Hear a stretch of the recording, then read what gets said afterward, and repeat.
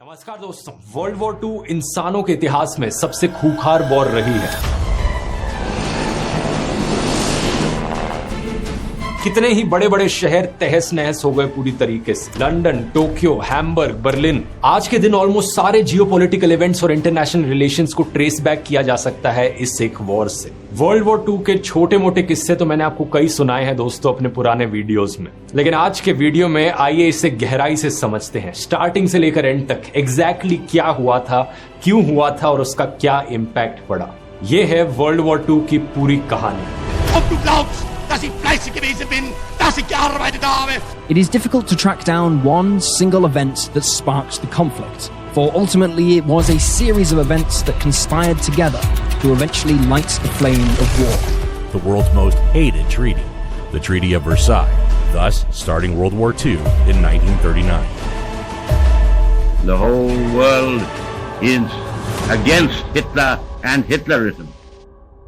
अपनी कहानी की शुरुआत करते हैं साल 1919 से। ये वो साल था जिस साल वर्ल्ड वॉर 1 खत्म हुई और एक फेमस पीस ट्रीटी साइन करी गई जिसे कहा जाता है द ट्रीटी ऑफ वर्साई। इस ट्रीटी में एक बड़ा इंपॉर्टेंट क्लॉज था आर्टिकल 231, जिसमें लिखा गया था कि वर्ल्ड वॉर 1 से जितना भी नुकसान हुआ था उस सारे नुकसान की रिस्पॉन्सिबिलिटी जर्मनी देश की थी। इस क्लॉज को वॉर गिल्ट क्लॉज भी कहा जाता है क्योंकि ये बेसिकली कह रहे थे कि भाई ये वॉर जिन भी देशों के बीच में हुई हो, गलती सिर्फ और सिर्फ जर्मनी की। असल में फ्रांस और ब्रिटेन चाहते थे कि जर्मनी एक भारी कॉस्ट पे करे इस वॉर को हारने की, और वो अपने सारे नुकसान की भरपाई जर्मनी से ही करना चाहते थे। नतीजा ये कि ट्रीटी ऑफ वर्साई के अकॉर्डिंग जर्मनी को $33 बिलियन का फाइन भरने को कहा गया बाकी और देशों को। ये आज के पैसों में $270 बिलियन होता है। ये इतना सारा पैसा होता है कि यकीन नहीं करोगे, साल 2010 में जाके जर्मनी ने आखिरी पेमेंट करी थी इस पैसे की। ऑलमोस्ट 100 साल का समय लग गया। और आप सोचोगे कि ये पैसे आते कहां से? ऑब्वियसली देश से आते, जनता से आते। इस पैसे की पहली पेमेंट करी जाती है जर्मनी के द्वारा साल 1921 में, और तुरंत बाद जर्मनी में भयंकर तरीके से हाइपर इन्फ्लेशन देखने को मिलती है। जर्मनी की करेंसी उस वक्त थी जर्मन मार्क। इतनी तेजी से ये डीवैल्यू होती है कि आप यकीन नहीं करोगे। साल 1922 में बर्लिन में एक ब्रेड के पैकेट की कॉस्ट थी 160 मार्क्स। अगले साल 1923 में इसी ब्रेड के पैकेट की कॉस्ट होती है 200 बिलियन मार्क्स। जाहिर सी बात है कि इकोनॉमी का सत्यानाश हुआ और अनएम्प्लॉयमेंट बड़ी तेजी से बढ़ने लगी। ऐसे हालातों में हमारी कहानी में एंट्री होती है एडोल्फ हिटलर की, एक यंग पॉलिटिकल लीडर जो अपने भाषणों के द्वारा जनता को बेवकूफ बनाना बहुत अच्छे से जानता था। साल 1923 में हिटलर की नाजी पार्टी जर्मन सरकार को ओवरथ्रो करने की कोशिश करती है कू करके। हालांकि ये अटेम्प्ट फेल रहता है, लेकिन हिटलर की पॉपुलैरिटी लोगों के बीच में और बढ़ जाती है। इसकी वजह से लोगों के बीच में अफवाहें फैलाई जाती हैं कि जर्मनी की जो एम्बैरेसमेंट सहनी पड़ रही है, जर्मनी की जो इंटरनेशनल बेइज्जती हुई है, ये देश में रह रहे एंटी नेशनल एलिमेंट्स की वजह से हुई है। लोग बहुत परेशान थे, लोगों को बहकाना आसान था। हिटलर कहता है कि जो देश में ज्यूज और सोशलिस्ट लोग रहने लग रहे हैं, गलती इनकी है, इनकी वजह से जर्मनी का नाम बदनाम हुआ है। अगले 10 सालों में भरपूर तरीके से प्रोपेगेंडा का इस्तेमाल किया जाता है, मीडिया को खरीदा जाता है, भड़काऊ भाषण देखने को मिलते हैं। इसकी ज्यादा डिटेल में मैं नहीं जाऊंगा क्योंकि इसकी बात मैंने करी थी राइज ऑफ हिटलर वाले वीडियो में। अगर आपने नहीं देखा है तो लिंक नीचे डिस्क्रिप्शन में डाल दूंगा। साल 1929 में ग्रेट डिप्रेशन भी देखने को मिलती है, जिसकी वजह से अनएम्प्लॉयमेंट की हालत बद से बदतर हो जाती है। 1933 में 6 मिलियन लोग अनएम्प्लॉयड होते हैं जर्मनी में। ढेरों लोग बेघर हो गए, बच्चे भूख के कारण मर रहे हैं। नतीजा ये, साल 1933 में हिटलर अपने आप को जर्मनी का डिक्टेटर घोषित कर देता है। अपने हाथों फुल कंट्रोल लेने के बाद हिटलर अपने जर्मन एम्पायर के सपने को पूरा करने निकल पड़ता है। एक जर्मन राइश, एक ऐसा राज्य जो रेशियली प्योर होगा, सिर्फ आर्यन रेस के लोग यहां पर रहेंगे। ज्यूज और स्लाविक लोगों के लिए यहां पर कोई जगह नहीं। लोगों के अंदर नफरत घोलने के लिए एक ज्यूडियो बोल्शेविज्म की कंस्पिरेसी थ्योरी बनाई जाती है। इस कंस्पिरेसी थ्योरी के अकॉर्डिंग जो रशियन रेवोल्यूशन हुई थी साल 1917 में, वो एक्चुअली में ज्यूज ने करवाई थी, जिसकी वजह से सोवियत यूनियन की फॉर्मेशन हुई। साल 1935 में बाकी दुनिया को पता चलता है कि जर्मनी के पास अपनी एक एयरफोर्स है। आप पूछोगे ये कौन सी बड़ी बात है, हर देश के पास अपनी एक एयरफोर्स होती है। लेकिन ट्रीटी ऑफ वर्साई में दोस्तों ये कंडीशन लिखी गई थी कि जर्मनी के पास अपनी कोई मिलिट्री नहीं हो सकती। ये एक बड़े ही ओपन तरीके से हिटलर ट्रीटी ऑफ वर्साई को वायलेट कर रहा था। लेकिन इस पॉइंट ऑफ टाइम पर ब्रिटेन में कई लोगों को लगता था कि जो ट्रीटी ऑफ वर्साई में लिखा गया था वो जर्मनी के लिए बहुत अनफेयर था। हम इतना ज्यादा पैसा उनसे चार्ज कर रहे हैं, देखो उनके देश की हालत क्या हो गई इसकी वजह से। और फिर यह भी लिखा गया है कि देश की अपनी मिलिट्री भी नहीं हो सकती, इतना नहीं करना चाहिए हमें। जून 1935 में Britain Anglo German naval agreement sign करता है। इसके तहत फॉर्मली रिकॉग्नाइज कर लिया जाता है कि हिटलर के पास अधिकार है कि वो अपनी नेवी बना सके, जर्मनी की अपनी खुद की एक नेवी हो सके। लेकिन जर्मनी की बढ़ती मिलिटराइजेशन देखकर फ्रांस चौकन्ना हो जाता है। फ्रांस अपने ईस्टर्न बॉर्डर पर एक 450 किलोमीटर लंबी फोर्टिफिकेशन खड़ी करता है। इसे नाम दिया जाता है दी मैगिनॉट लाइन। साल 1938 हिटलर को जब लगता है कि उसकी मिलिट्री प्रिपेयर्ड हो चुकी है, वो अपनी पहली नजर डालता है बगल के ऑस्ट्रिया देश पर। ऑस्ट्रिया का देश हिटलर के लिए मस्ट हैव देश था। वो चाहता था कि सारे जर्मन स्पीकिंग देश एक ही देश बनकर रहे। असली मकसद यहां पर सिर्फ यही नहीं था कि और देशों पर कब्जा किया जाए अपनी प्राइड के लिए, बल्कि यह भी था कि बाकी देशों के रिसोर्सेज यूज किए जाए अपने देश को आगे बढ़ाने के लिए। जिन लोगों को हिटलर रेशियली सुपीरियर मानता था, अपने आर्यन रेस के लोग, उन्हें वो लेबेंसराउम देना चाहता था, लिविंग स्पेस देना चाहता था, ताकि वो लोग खुलकर रह सके। फरवरी 1938 में हिटलर ऑस्ट्रियन चांसलर कर्ट शूशनिक से मिलता है। जबरदस्ती करके एक एग्रीमेंट साइन करवाई जाती है। इस एग्रीमेंट के तहत हिटलर प्रो नाजी लोगों को ऑस्ट्रियन सरकार में जगह देता है। ऑस्ट्रियन सरकार को इन्फिल्ट्रेट किया जाता है अपने बंदे अपॉइंट करके। फॉर एग्जाम्पल डॉक्टर हांस फिशबर्ग, इन्हें नया फाइनेंस मिनिस्टर बनाया जाना था ऑस्ट्रिया का। ये एक नाजी थे और बाकी सारे जेल में रखे गए नाजीज को ये जेल से रिहा करते हैं। एक महीने के अंदर अंदर चीजें आउट ऑफ कंट्रोल चली जाती हैं। ऑस्ट्रियन चांसलर को लगता है अगर हमें सही में इन्फिल्ट्रेशन को रोकना होगा तो क्यों ना जनता से ही पूछ लिया जाए, क्या ऑस्ट्रिया इंडिपेंडेंट कंट्री रहना चाहता है या फिर नाजी के साथ मिलकर एक देश हो जाए। एक नेशनल वोट करा जाए इस चीज को लेकर। जैसे ही ये नेशनल वोट की खबर पता चलती है हिटलर को, हिटलर तुरंत अपनी आर्मी को ले जाकर मार्च कर देता है ऑस्ट्रिया के अंदर। वियना शहर के अंदर जर्मन मिलिट्री घुसती है। ऑस्ट्रियन चांसलर कोई खून खराबा नहीं चाहते थे, वो अपनी सीट से रिजाइन कर देते हैं। हिटलर अपनी प्रोपेगेंडा मिनिस्ट्री के थ्रू फर्जी खबरें फैलाता है कि वियना में राइट्स होने लग रहे हैं, दंगे हो रहे हैं और कम्युनिस्ट लोग इन दंगों के पीछे रिस्पॉन्सिबल हैं। इसलिए ऑस्ट्रिया की सरकार ने हमारी आर्मी को बुलाया है ताकि हम देश की रक्षा कर सके। अगले ही दिन ऑस्ट्रियन पार्लियामेंट को डिसॉल्व कर दिया जाता है और ऑस्ट्रिया एक इंडिपेंडेंट कंट्री नहीं रहता। बिना किसी खून खराबे के ये इन्वेजन सक्सेसफुल रहता है। इसके पीछे एक बड़ा कारण यह था कि इस वक्त ऑस्ट्रिया में बहुत से ऐसे लोग थे जो हिटलर के फेवर में थे एक्चुअली में, क्योंकि वो भी प्रोपेगेंडा का शिकार बने हुए थे। उन्हें लगता था कि हिटलर का इन्वेजन एक अच्छी चीज है, देश सुपर पावर बन जाएगा इस तरीके से। ऑस्ट्रिया पर कब्जा जमाने के बाद हिटलर की नजर जाती है अगले देश पर, चेकोस्लोवाकिया। अब चेकोस्लोवाकिया के बॉर्डर पर एक रीजन था सुडेटेनलैंड करके। यहाँ जो रहने वाले लोग थे उनमें से करीब 30 लाख लोग जर्मन्स थे। हिटलर इस पॉइंट को एज एन एक्सक्यूज यूज करता है ये कहते हुए कि ये वाला जो रीजन है ये तो फॉर श्योर हमारा होना चाहिए क्योंकि यहाँ पर जर्मन्स रहते हैं। यहाँ पर एंट्री होती है हमारी कहानी में British prime minister Neville Chamberlain की। ये किसी भी हालत में एक और वॉर नहीं चाहते थे। इन्हें लगता था कि चलो हिटलर जो मांग रहा है उसे दे देते हैं तो शांत बैठे रहेगा, वॉर नहीं होगी। इसी रीजन से सितंबर 1938 में एक म्यूनिक एग्रीमेंट साइन करी जाती है। The settlement of the Czechoslovakian problem, which has now been achieved, is, in my view, only the prelude to a larger settlement in which all Europe may find peace. इसके तहत ये जो Sudetenland का reason था ये Germany को दे दिया जाए, लेकिन दूसरी तरफ से हिटलर प्रॉमिस करे कि कोई वॉर नहीं होगी यहाँ पर। हिटलर खुशी खुशी चेकोस्लोवाकिया के इस टुकड़े को अपने पास ले लेता है, लेकिन एक साल भी नहीं लगता इस म्यूनिक एग्रीमेंट को तोड़ने में। मार्च 1939 हिटलर अपनी आर्मी को ले जाकर बचे हुए चेकोस्लोवाकिया को इन्वेड करता है। पहली बार यहाँ पर थोड़ी लड़ाई होती है, लेकिन बड़ी ही आसानी से जर्मन आर्मी इसे जीत जाती है और देश को दो में स्प्लिट कर दिया जाता है। एक जर्मन टेरिटरी में इंक्लूड कर लिया जाता है एक हिस्सा देश का, और दूसरा एक नाजी क्लाइंट स्टेट बनाई जाती है, एक पपिट सरकार बनाई जाती है स्लोवाक रिपब्लिक नाम से। ब्रिटिश प्राइम मिनिस्टर चेम्बरलेन को बहुत क्रिटिसिज्म झेलना पड़ता है इसकी वजह से। विंस्टन चर्चिल ने बड़े फेमसली कहा था इस पॉइंट ऑफ टाइम पर, you were given the choice between war and dishonour, you chose dishonour and you will have war. Hitler की नजर अब अगले देश पर पड़ती है, जो कि है पोलैंड का देश। पोलैंड पर कब्जा जमाने के लिए हिटलर बड़ी चालाकी से सोवियत यूनियन के साथ एक नॉन एग्रेशन पैक्ट साइन करता है साल 1939 में। ऊपर ऊपर से देखकर लगेगा कि हिटलर तो सोवियत यूनियन और कम्युनिस्ट से नफरत करता था, ये कैसे कर लिया। इसके पीछे सिर्फ कारण था पोलैंड को इन्वेड करना। सोवियत यूनियन भी पोलैंड का हिस्सा चाहता था, तो इस सिचुएशन में दोनों देशों के इंटरेस्ट एक दूसरे से मिलते थे। 1 सितंबर 1939 करीब 10 लाख जर्मन ट्रूप्स पोलैंड की तरफ चलने लगते हैं। ये प्लान कर रहे हैं कि नॉर्थ और साउथ दोनों से हमला किया जाएगा।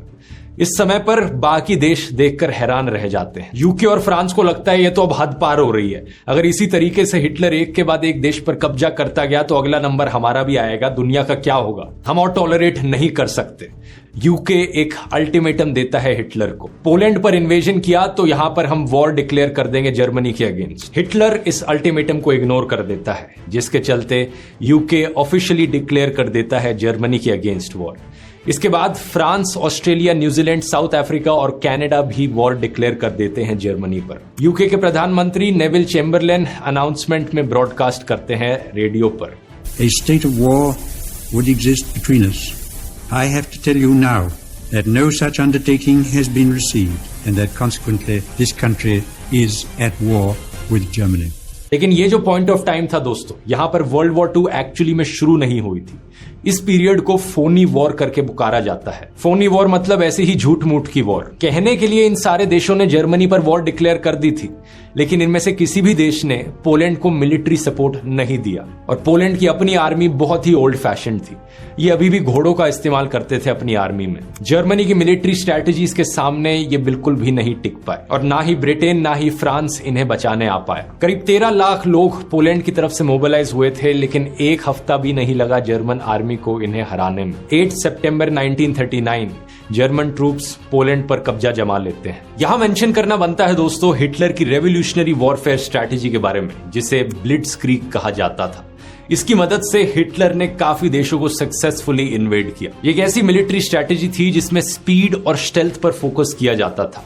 इतनी तेजी से हम दूसरों के देश में इन्वेड करेंगे टैंकों का इस्तेमाल करके कि दूसरों को मौका ही नहीं मिल पाएगा सोचने का। फिर ऊपर से हमारी एयरफोर्स आएगी, जिसे लुफ्टवाफे कहा जाता था, और इन्वेजन जो है वो एक लाइटनिंग स्पीड से होगा। ब्लिट्ज शब्द का मतलब जर्मन में लाइटनिंग होता है। हिटलर का फोकस था छोटी से छोटी वॉर्स लड़ी जाए, ऐसी वॉर लड़े वो जो जल्दी से जल्दी खत्म हो जाए, एक हफ्ता भी ना लगे। इस ब्लिट्जक्रीग को मेंटेन करने के लिए जर्मन सोल्जर्स को ड्रग्स भी दिए जाते थे। सही सुना आपने, पेरविटीन नाम का एक ड्रग बड़ा कॉमन था, जिसे आज के दिन हम क्रिस्टल मेथ नाम से जानते हैं। Confidential military communiques reveal the Allies suspected the Nazis were using something to supercharge their troops, but they had no idea what it was. इस ड्रग को जब लिया जाएगा तो आपकी जो थकान होती है वो दूर हो जाती है, रात को आपको सोने की जरूरत नहीं, आपकी भूख प्यास कम हो जाती है, दर्द कम लगने लगता है और एक अजीब सा कॉन्फिडेंस आ जाता है आपके अंदर। ऐसे ड्रग्स सोल्जर को देना बहुत ही एडवांटेजेस प्रूव हुआ। हालांकि उनकी लॉन्ग टर्म हेल्थ के लिए बहुत ही हानिकारक होगा,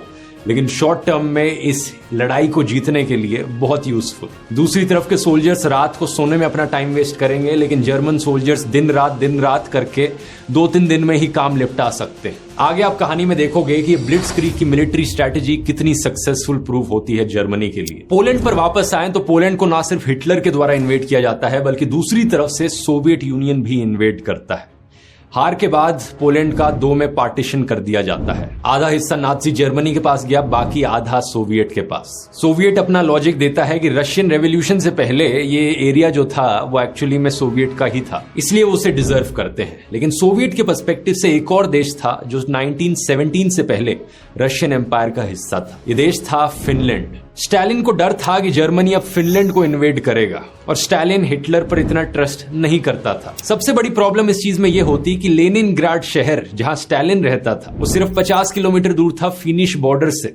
अगर फिनलैंड को एक्चुअली में नाजी जर्मनी के द्वारा ऑक्यूपाई कर लिया जाता तो बहुत पास आ जाते स्टालिन के घर के। इसलिए इससे पहले वेट किया जाए कि हिटलर आके फिनलैंड पर कब्जा जमाए अपना, सोवियत यूनियन फिनलैंड को कहता है कि मुझे अपनी टेरिटरी दे दो। फिनलैंड ऑब्वियसली मना कर देता है और सोवियत फिर मिलिट्री एक्शन लॉन्च करता है फिनलैंड के अगेंस्ट नवंबर 1939। ये वाली लड़ाई भी बड़ी इम्बैलेंस्ड लड़ाई थी।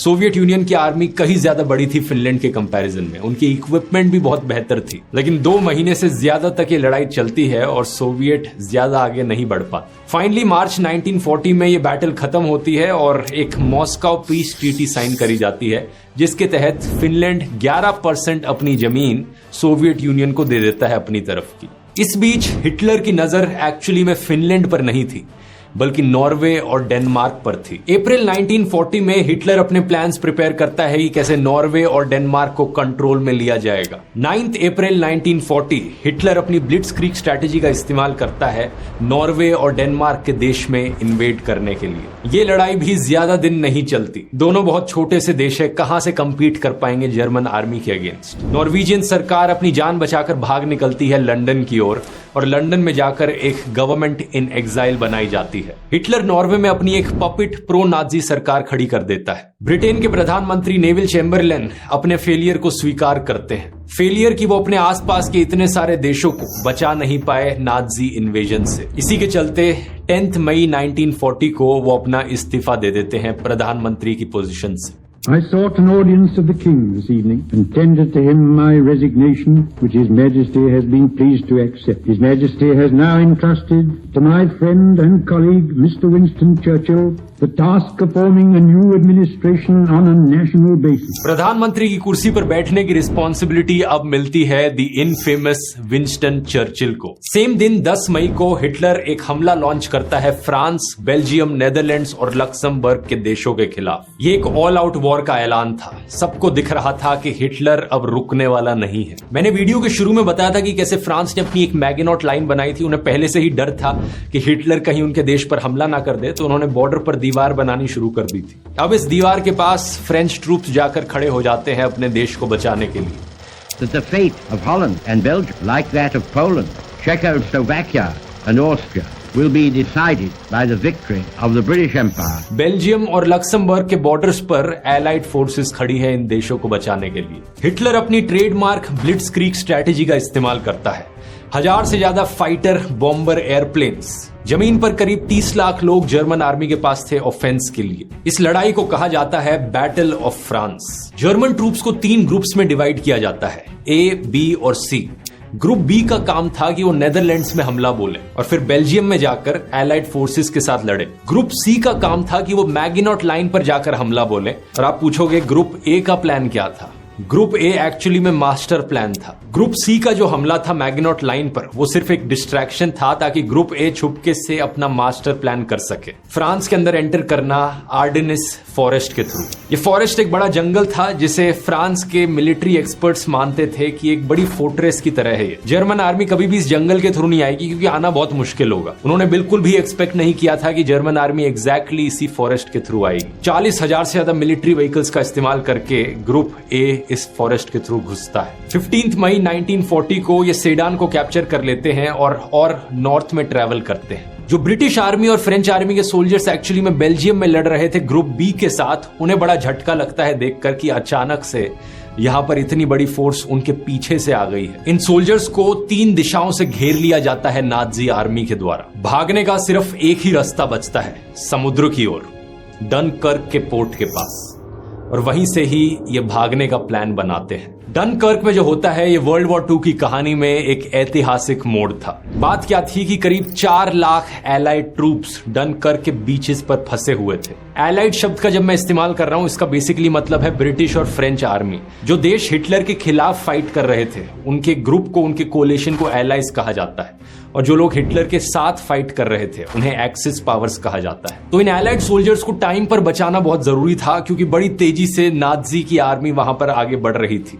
इनके पास बचने का कोई रास्ता नहीं था, समुद्र के थ्रू ही इवैक्यूएट कर सकते थे। अगर टाइम पर नहीं किया तो 4 लाख ट्रूप्स यहां पर मारे जाएंगे। बहुत बड़ा झटका लगेगा ब्रिटेन और फ्रांस को, शायद वो अपने देश भी हमेशा के लिए खो दे। विंस्टन चर्चिल एक प्लान बनाते हैं इन सोल्जर्स को इवैक्यूएट करने का। 26 मई 1940 को ऑपरेशन डायनामो लॉन्च किया जाता है। मिलिट्री हिस्ट्री के इतिहास में आज तक का सबसे बड़ा इवैक्यूएशन। जमीन पर जर्मन आर्मी ऑलमोस्ट बीच तक पहुंच चुकी थी, ट्रूप्स पर फायर करने लग रही थी।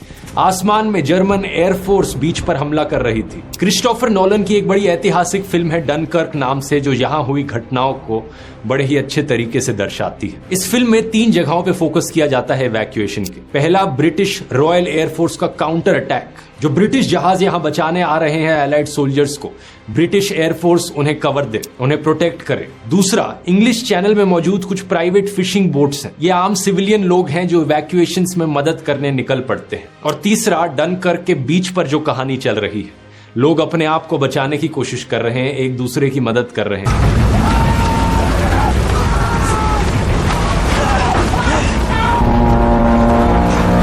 4 जून 1940 करीब 3.5 लाख सोल्जर्स को सक्सेसफुली इवैक्यूएट कर दिया जाता है, जैसे कि आपने फिल्म में भी देखा होगा। लेकिन बुरी खबर यह होती है कि ज्यादातर मिलिट्री इक्विपमेंट एलाइड फोर्सेस का खत्म हो जाता है इस इवैक्यूएशन में। कुछ दिन बाद 22 जून 1940 फ्रांस हिटलर के सामने सरेंडर कर देता है। इस पॉइंट ऑफ टाइम पर जो इटली देश था, वहां भी एक डिक्टेटर का राज था मुसोलिनी नाम से। वो हिटलर के साथ अलायंस बनाता है फ्रांस के खिलाफ जंग छेड़ने के लिए। जो इटली और जर्मनी की अलायंस बनती है उसे पैक्ट ऑफ स्टील कहा जाता है। ये दोनों देश फ्रांस और ब्रिटेन के खिलाफ वॉर डिक्लेयर करते हैं 10 जून को। तो जुलाई 1940 तक सिचुएशन कुछ ऐसी है कि हिटलर ने अपने आसपास के ऑलमोस्ट सारे देशों पर कब्जा जमा लिया है। Austria, Poland, Denmark, Norway, Belgium, Luxembourg, Netherlands, France. इस पॉइंट ऑफ टाइम पर अब यूरोप में सिर्फ 3 बड़े देश बचे हैं, हिटलर का जर्मनी, ब्रिटेन और सोवियत यूनियन। जर्मनी और सोवियत यूनियन के बीच में एक पीस एग्रीमेंट है, तो हिटलर को सोवियत यूनियन से डरने की कोई जरूरत नहीं। सोवियट्स कभी हमला नहीं करेंगे जर्मनी पर। ब्रिटेन इकलौता देश है अब जो जर्मनी के खिलाफ खड़ा है। आप पूछोगे अमेरिका का क्या? अमेरिका दोस्तों वर्ल्ड वॉर 2 में इन्वॉल्व नहीं हुआ है। अमेरिका ने अपने हाथ पीछे रख रखे हैं, क्योंकि वर्ल्ड वॉर 1 में जो हुआ था उसके बाद अमेरिका ने कहा कि मुझे कोई इंटरेस्ट नहीं है, यूरोप में जो भी होता रहे, मैं अपने हाथ दूर रखूंगा यहां से। तो ये बात बड़ी साफ है कि अगर इस समय पर लड़ना बंद कर दिया जाए तो हिटलर इस वॉर को जीत चुका है। इतना बड़ा अपर हैंड है हिटलर के पास। तो फिर कैसे होता है ये कि सिचुएशन पलटती है और ब्रिटेन जर्मनी को हरा पाता है? We shall fight on the landing grounds. We shall fight in the fields and in the streets. We shall fight in the hills. We shall never surrender. इस कहानी की बात करते हैं दोस्तों अगले वीडियो में, वर्ल्ड वॉर 2 के पार्ट 2 वाले वीडियो में। मैं जानता हूं आप लोग क्या सोच रहे होंगे, आपको लगेगा कि यार ये क्या बोल दिया, अब तो अगला वीडियो पता नहीं कितने महीनों बाद आएगा। चिंता मत कीजिए, ज्यादा दिन आपको सस्पेंस में नहीं छोड़ूंगा, क्योंकि इस बारी दोनों वीडियोस को साथ में बनाया गया था और साथ में एडिट किया गया था। तब तक के लिए आप ये वाला वीडियो देख सकते हैं जिसमें मैंने एक्सप्लेन किया है कि हिटलर ने कैसे प्रोपेगेंडा का इस्तेमाल किया जर्मनी की जनता को ब्रेन वॉश करने में। बेसिकली हिटलर ने कैसे सत्ता अपने हाथों में ली। इस कहानी में एक बड़ा इंटरेस्टिंग एंगल है एल्बर्ट आइंस्टाइन का भी, तो यहां क्लिक करके देख सकते हैं। मिलते हैं अगले वीडियो में। बहुत बहुत धन्यवाद।